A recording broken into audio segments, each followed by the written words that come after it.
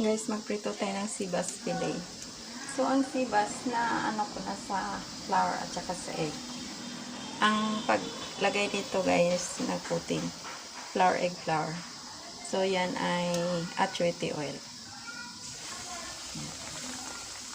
Ang coating ko ay salt, pepper, Italian seasoning, at saka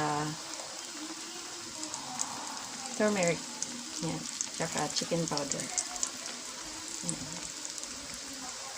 Ang pagluto sa isda guys, kung gusto nyong lutong-luto sa loob, mahina lang apoy. Pwede rin namang mabilisan para mabilis mag-seal yung coating. Pero, iinit nyo sa toaster. So, ito high heat kasi iinit ko pa yun siya sa toaster mamaya. Bago i-serve.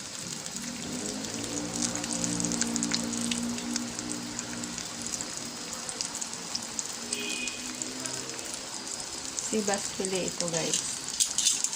Mas masarap sana yung sibas na may balat, pero yan ang gusto ng bumili nito na skinless. So, pagbigyan natin siya. Kung sino yung may pera, yun ang may power. Diba guys? Because money is power. That's why. Oh, ayan. Sa ganyang stage, guys, na nag-brown na yung coating, pwede mong pahinaan. Yung super hina. Ang apoy. Tapos, i-flip. Or patayin na. Tapos, i-on na lang sa toaster mamaya.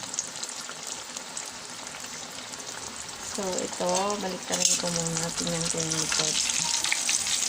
Ayan. Crispy na siya. Crispy na yung coating.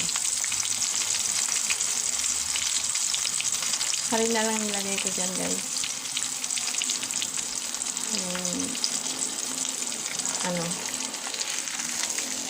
Yung ordinary harin. Maraming gluten.